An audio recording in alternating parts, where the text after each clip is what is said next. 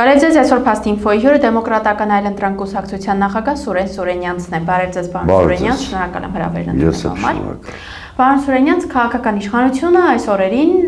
թիրախավորել է արդեն Սփյուռքը։ Ինչու՞։ Գիտեք, խնդիրը այն գաղափարախոսության մեջ է, որ Նիկոլ Փաշինյանը ներկայացնում է։ Խոսքս այսպես կոչված իրական Հայաստանի կոնցեպտի մեջ է, իդեպ այսօր էլ ասում էր, որ ժողովրդի վստահությանն արժանացել է ծրագիրը եւ այլն, նախ ես ուզում եմ կարճ մեկ նախադասությամբ ասել, որ վիճահարույց ընտրություններով որևէ ծրագիր չի կարող համարվել ժողովրդի վստահությունը շահած ծրագիր։ Լեգիտիմ չեն ընտրությունները, դա վերաբերում է ոչ միայն պետական ինստիտուտների լեգիտիմության, այլ որևէ ծրագրի նաև։ Հիմա իրական Հայաստանի այդ կոնցեպտը պատմական ինստիտուցիոնալ հիշողությունից զուրկ ապագայի տեսլական չունեցող Ադրբեջանի պարտադրանքների հետևանքով ձևավորված Հայաստանի տեսլականն է։ Այդ տեսլականի շրջանակներում տեղ չկա ոչ միայն Արցախի համար, տեղ չկա նաև հայ առաքելական եկեղեցու այսօրվա կարգավիճակի համար, տեղ չկա նաև Սփյուռքի գործոնի համար։ Ըստ այդմ այդ բոլորը հետևանքներն են, այսինքն հիմքը այն պսևդո գաղափարախոսությունն է, որի կրողն է Նիկոլ Փաշինյանը եւ որի իրականացման ուղղությամբ ջանքեր չի խնայում։ Տեսեք, ազգային ժողովը, բայց ձևավորված չէ դեռ լիարժեք, այսպես հանձնաժողովի նախագահներին դեռ վերջնականապես չեն ընտրել եւ այլն աշխատանքն է այսպես, հա, չեն ընթանում բնական անունով, բայց այդ ամենի արանքում այսպես ժամանակ են հատկացնում հենց Սփյուռքին թիրախավորելու, գիտենք, որ Սփյուռքում մենք ունենք ազդեցիկ գործիչներ, ովքեր ազգային շահն են առաջ տանում, որը շատ դեպքերում փաստացի չի համապատասխանում այսօրվա քաղաքական իշխանության մոտեցումներին։ Այս փուլում կոնկրետ ինչին է խանգարում Սփյուռքը։ Ասում եմ, ինքը պիտի նաև արտաքին իր դոնորների արչև ստանձնած պարտավորությունները կատարի, Արևմուտք, Ադրբեջան եւ այլն, այդ բազմաշերտ են դոնորներ էլի։ Եվ դա ենթադրում է, որ Սփյուռքի պոտենցիալը փոշիացնելու կամ Սփյուռքի գործոնը վերարժևորելու անհրաժեշտություն ունի։ Այս պահին, կոնկրետ այս պահին կարող է ինչ-որ բանի չի խանգարում, բայց ասում եմ ինքը գնում է, այդ որ անդադ ասում ենք ադրբեջանական ենթապետության ենք վերածվում կամ Հայաստանը արևմտյան գլոբալիստական շրջանակների ենթակառույց է դառնում կամ իշխանությունը սատելիտ, հենց սա նկատի ունենք։ Խնդիր է դրված հայկական գործոնի թուլացման մերձավոր արևելքում, մի քիչ ավելի մեծ տարածաշրջան, հա, դիտարկենք։ Իսկ այս պարագայում ուժեղ Սփյուռքը խանգարող է։ Այս պարագայում եկեղեցին իր այսօրվա աշխարհասփյուռ կարգավիճակով խանգարող է։ Դրա համար մենք տեսնում ենք բոլոր այդ ուղղություններով եւ խոշոր կապիտալի դեմ պայքար կա, որը հայկական գործոնի ուժեղացման ազդակ է, օրինակ Սամվել Կարապետյանի պարագայում Գագիկ Ծառուկյանի եւ այլն եւ եկեղեցու դեմ հետևողական պայքար կա, որտեղ եկեղեցին մերձավոր արևելքում հայկական գործոնի դրսևորման գլխավոր ինստիտուտն է, այդ Երուսաղեմում իր ներկայությամբ օրինակ։ Այդ նույն ծիրի մեջ դիտարկեք Սփյուռքը։ Այդ մենք ենք հասկանում կամ բանականությունն ու ռացիոնալությունն են հուշում, որ Սփյուռքը այդ ձեր ասած դերակատարություն ունի։ Դա չի նշանակում, որ դա Նիկոլ Փաշինյանը իր տեսլականներով հաշտ է այն տեսլականի հետ, որ ես դուք ու մեր օրինակիցներից շատերը ունենք։ Պարոն Սուրենյանց, բայց նկատենք նաև, որ արտաքին քաղաքականություն իրականացնելիս նաև Սփյուռքը կարևոր գործոն, ազդեցություն եւ միջնորդություն ունի, չէ՞ որ արտաքին հարաբերությունները դա միայն պաշտոնական այցերը, հանդիպումներն ու փաստաթղթերի ստորագրումը չի, դա լոբիզմն է, լոբիստական աշխատանքն է, որը շատ դեպքերում հենց կուլիսներում է իրականացվում։ Եթե արտաքին քաղաքականությունը Երևանում չի մշակվում, այլ մայրաքաղաքներում է մշակվում, ըստ այդմ չի սպասարկելու ազգային պետական շահեր, ազգային խնդիրների շուրջ կոնսոլիդացված Սփյուռք այլևս Փաշինյանին պետք չի, հենց դուք ձեր հարցով տալիս եք ըստ էության նաև ձեր հարցի պատասխանը։ Այո, ցանկացած ազգային իշխանության որը հանձնառու է ինչ-որ ազգային պետական օրակարգ իրականացնելու հարցում, Սփյուռքը խիստ անհրաժեշտություն է։ Բայց ելի եմ կրկնում, դուք հիմա խոսում եք մի իշխանության մասին, օրինակ, երբ որ կար Արցախի խնդիր, բնականաբար Հայաստանի 3 իշխանությունները հետամուտ էին լինում, որ հայ դատի գրասենյակները, այլ լոբիստական, օրինակ հայկական համագումարը, այդպիսի լոբիստական հայկական կառույցները արդյունավետորեն զուգահեռ աշխատանք տանեն, սպասարկելու համար պաշտոնական Երևանի վարվող քաղաքականությունը։ Հիմա երբ որ այդ խնդիրը չկա, օրինակ Արցախի խնդիրը, օրինակ Հայոց ցեղասպանության հետապնդման խնդիրը, երբ որ իշխանության օրակարգում չկան, ընդհակառակը իշխանությունը իրական Հայաստանի կենսունակությունը համարում է Բաքվի բոլոր պահանջների կատարումը, հա։ Այդ պարագայում Սփյուռքի անհրաժեշտությունը բնականաբար այդ իշխանության համար չի տեսնի։ Ընդհակառակը բազմաթիվ արտաքին քաղաքական դոնորներ Փաշինյանի, ես խորապես վստահ եմ, որ Սփյուռքի վերարժևորման, այսինքն նրա գործոնի թուլացման պահանջ են դնում։ Իսկ արտաքին քաղաքական օրինակ դերակատարներ ասելով կարող ենք նկատի ունենալ առաջին հերթին Թուրքիային, որովհետև տարիներ շարունակ հենց Թուրքիան է կնշեմ բոլոր այն պետությունները կամ կենտրոնները, որոնք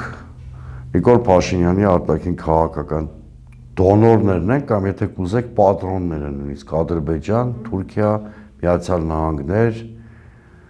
Եվրամիություն, Իսրայել։ Այս շրջանակն է, որը Նիկոլ Փաշինյանի արտաքին քաղաքական աջակցությունը ապահովում է, ընդ որում չխորշելով անգամ միջամտել Հայաստանի ներքաղաքական զարգացումներին։ Օրինակ մնում էր Մակրոնն ու Թրամփը վստահված անձը լինեին ԿՊ-ի Հայաստանի վերջին ընտրություններում, չէ՞։ Նման աննախադեպ միջամտություն երևի դուք որպես լրագրող որևէ ընտրությունում չեք տեսել։ Պարոն Սուրենյանց, դուք ձեր խոսքում նշեցիք անդրադարձակ Նիկոլ Փաշինյանի այս վերջին հայտարարության մանդատի մասով, այո Նիկոլ Փաշինյանը ասում է, որ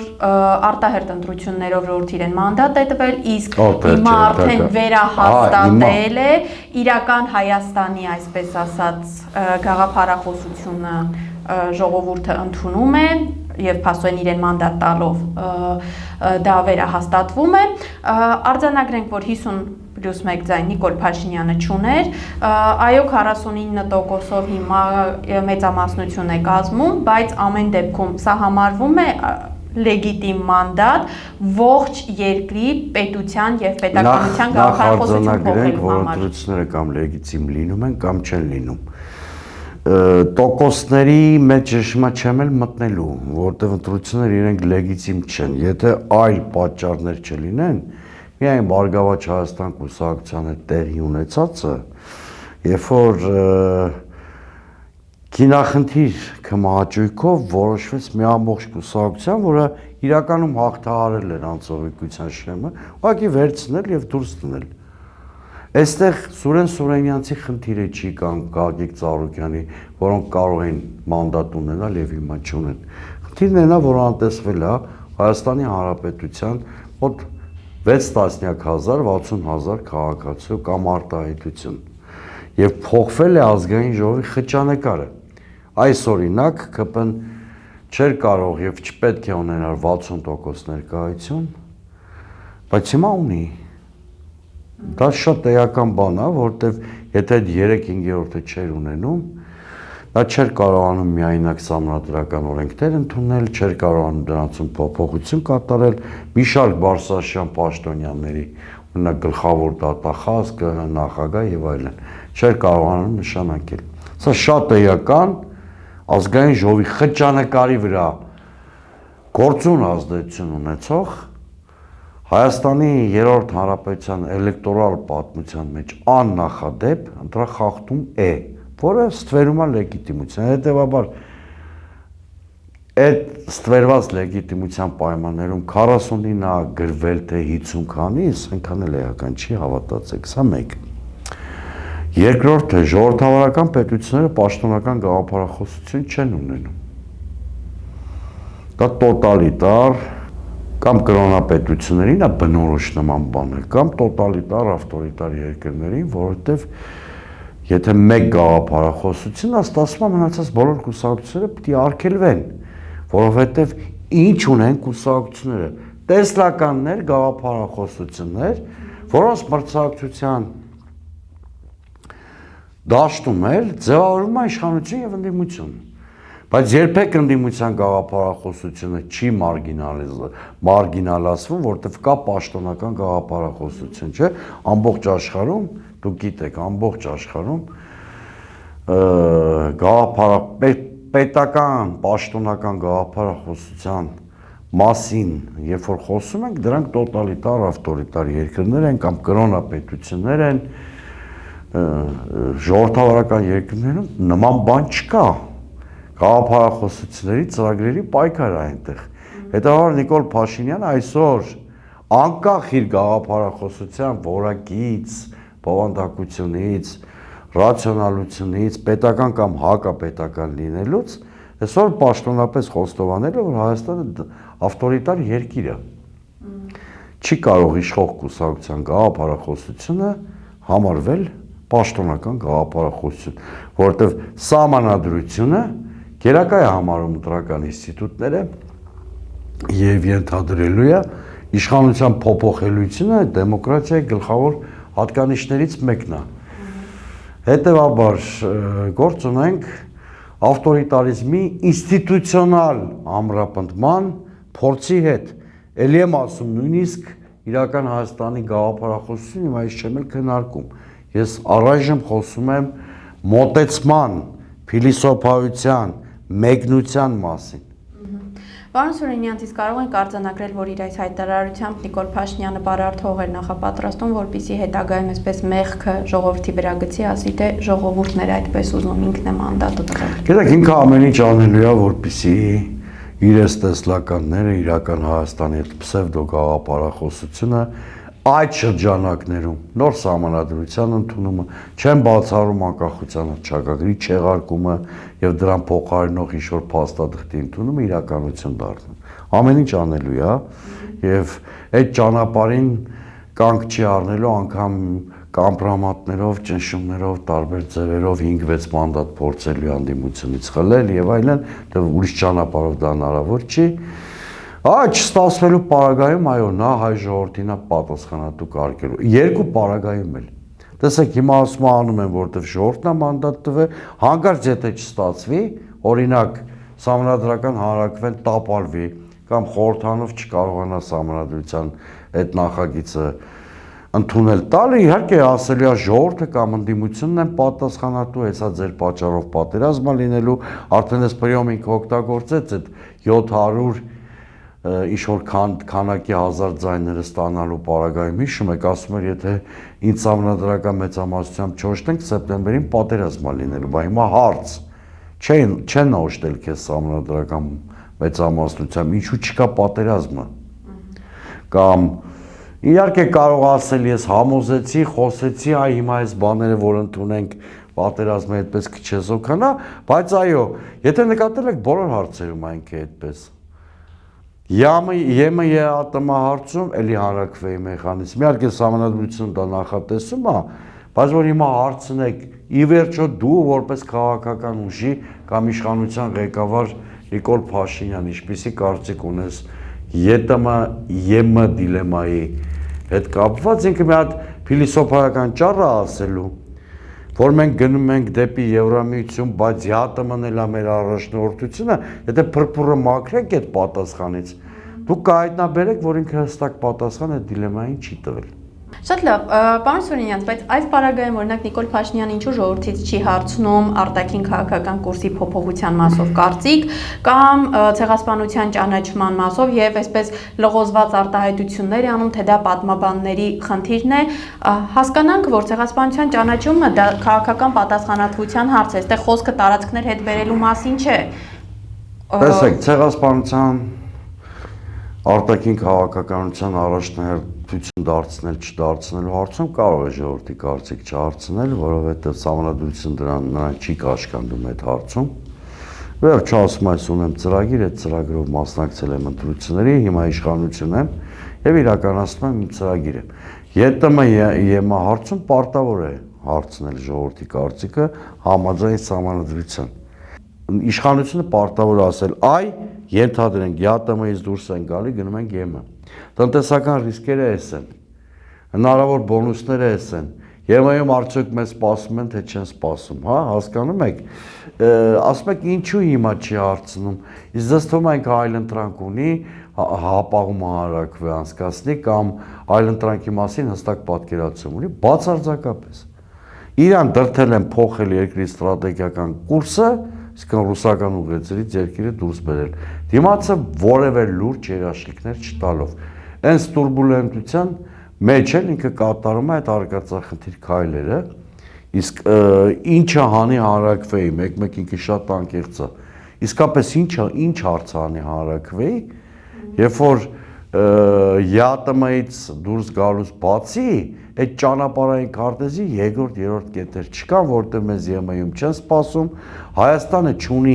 ռեսուրսային, քաղաքական, անվտանգային ինքնաբավություն, որպեսզի արտաբլոկային կարգավիճակում կարողանա տնտեսական եւ անվտանգային խնդիրներ լուծել, եւ իսկապես այս պայն հանրակրվեի օրակարգ չկա։ Կա արկածախնդրություն, որը Մոսկվայից եւ այլ մայրաքաղաքներից պահանջում են վերացնել, Նիկոլ Փաշինյանը հետևողականորեն ասում է, չէ, ես մեկա ձեզանից հեռանում եմ, ուղղակի դեռ չեմ ընտրել, ուր եմ գնում, չնայած շատ ակնհայտորեն պարզավոր է գնում։ Ռուսական ուղեցրից դուրս գալուց հետո մենք հայտնվելու ենք ոչ թե կոմֆորտ արևմուտքում, այլ թուրք-ադրբեջանական ակցիաների մեջ դրանից բխող զարգացումներով։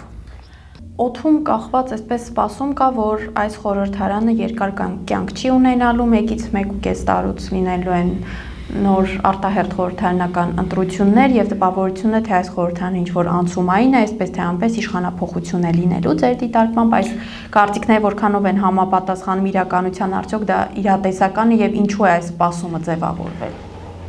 Շատ վաղուց եմ ասել դա, խորհրդարանական ընտրություններից հետո կարծեմ նույնիսկ ձեր տաղավարում եմ ասել, այլ տաղավարներում նույնպես, հենց խորհրդարանական ընտրություններից անմիջապես հետո ընտրությունների որակը հաշվի առնելով ես վստահաբար պնդել եմ, որ այս խորհրդարանը ամբողջ մանդատով չի պաշտոնավորելու։ Կմեռելացին է, դերևս չձևավորված։ Այո, ես ենթադրում եմ, որ տարի-տարուկես հետո Հայաստանի սպասվում են հերթական արտահերթ ընտրություններ, ընդ որում երկու դեպքում էլ կամ այս իշխանությունը, որը ես ավելի հավանական եմ համարում, այնքան է սպառվելու, որ իշխանափոխության սպասարկման նպատակով են արտահերթ ընտրություններ լինելու, կամ էլ Աստված մի արասցե, բայց դրա հավանականությունն էլ կա, Նիկոլ Փաշինյանը այնքան ուժեղ ավտորիտար իշխանություն է ստեղծելով, որ իրան ավելի հնազանդ խորհրդարան է պետք է լինելու եւ ինքն է անցկացնելու այդ ընտրությունները։ Ցանկացած պարագայում այս խորհրդարանը չի լինելու լիարժեք խորհրդարան։ Պարոն Սուրենյան, ասեք, Նիկոլ Փաշինյանը վերջին շրջանում իր ցանկացած հայտարարության, ելույթի, հարցադրույթի խոսքի մեջ հիշում է Գագիկ Ծառուկյանին եւ նաեւ նշում, որ դատական համակարգը եղել է վերնախավերի կամքի արտահայտիչը։ Նախ փորձենք հասկանալ, հա, Գագիկ Ծառուկյանը նվազագույնը գոնե վերջին 8 տարիներին վերնախավ որպես այդպեսին չի համարվել։ Վերնախավը դա Նիկոլ Փաշինյանն է։ Չի համարվել, եթե հաշվի առնենք, որ 2010-ականներին էլ պարոն Ծառուկյանը խնդիր ուներ իշխանությունում։ Այո, եւ վերնախավը դա Նիկոլ Փաշինյանն է։ Փաստացի Նիկոլ Փաշինյանը ընդունում է, որ դատական համակարգը իր կամքի արտահայտիչն է, թե ինքը ուզում է Ծառուկյանը կնստի, եթե չի ուզում։ Մոտավորապես այո, պլյուս դրան այո ընդունում է, որ այն ժամանակ իրեն պետք չի եղել, այդ մարդիկ չեն հետապնդվել։ Հիմա պետք են հետապնդվում են, որովհետև շատ ճիշտ նկատեցիք, հատկապես վերջի 8 տարիներին պարոն Ծառուկյանը որևէ լծակ կամ միջոց չի ունեցել, ընդ որում 2021-ից նույնիսկ պատգամավորական մանդատ կամ խմբակցություն չի ունեցել պարոն Ծառուկյանը, հետևաբար այդ զրույցները անտեղ են։ Գիտեք, ինչ որ կատարվում է պարոն Ծառուկյանի հետ քաղաքական հաշվի դասական դրսևորումը։ Այս խնդիրը իրավական լուծում չունի։ Կամ պիտի Նիկոլ Փաշինյանը գիտակցի, որ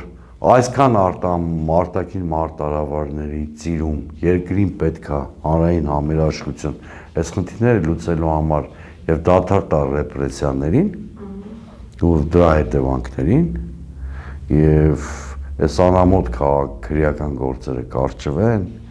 կամ քննվեն, բայց գոնե առանց մարդկանց պատանդ պահելու, հա, կամ պիտի քաղաքական իրավիճակի փոփոխությունը բերի պարոն Ծառուկյանի եւ մյուս մեր ընկերների ազատ արձակմանը։ Այլ ճանապարհ ես չեմ տեսնում։ Դե այստեղ հա պրոֆեսիոնալ փաստաբաններ կան։ Հա այդ պրոֆեսիոնալ փաստաբանները բացահայտում են, որ իրավական բեսպրիձել է եւ քաղաքական հետապնդում։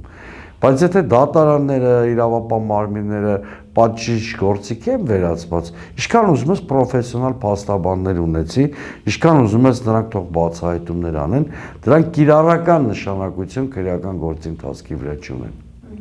Եվ վերջում պարոն Սուրենյան, վերջին շրջանում նկատում ենք, որ օտար երկրների դեսպանները Հայաստանում իրեն ժամկետի ավարտին օրինակ գնում եւ հրաժեշտ են տալիս վեհափառին, հաշվի առնելով Նիկոլ Փաշինյանի այսպես խոսույթը, ինչ արձագանք կարող է սա ունենալ, գուցե այս մարդկանց դեսպանն է գնացել։ Օրեր առաջ, եթե չեմ սխալվում, Սերբիայի դեսպաններ Բայց հարցը այսպիսին է, Նիկոլ Փաշինյանը այս մարդկանց եւս որակելու է քրեա օլիգարխիկ համակարգի ներկայացուցիչներ։ Չեմ կարծում, այդ դրսում ինքը այդ ամբարտավանությունն ու բանը չունի, շատ ավելի զգուշավոր է, մանավանդ եթե արևմտյան դերակատարներ անեն, բայց մի քիչ տխրեցնեմ ձեզ, առանցքային այն երկրները, որոնք պատրոնաժի դեր են կատարում Նիկոլ Փաշինյանի համար, նրանք չեն այցելել Էշմիածին, օրինակ եղավ պետական այցը Մակրոնի Երևան, որի կարևոր բաղադրիչ էր նաև մայրաթորը այցելելը, չայցելեց Մակրոնը։ Այսինքն այն աշխարհաքաղաքական կենտրոնները, որոնց սատելիտն է Նիկոլ Փաշինյանը, հենց իրենք են այդ իրական Հայաստանի գաղափարախոսության թիկունքում կանգնած, իսկ այդտեղ ես ասացի եկեղեցում ավելի սահմանափակ դերակատարությունն է վերապահված։ Հետևաբար մի շոր դեսպան այցելել է, ավելի լուրջ դերակատարներ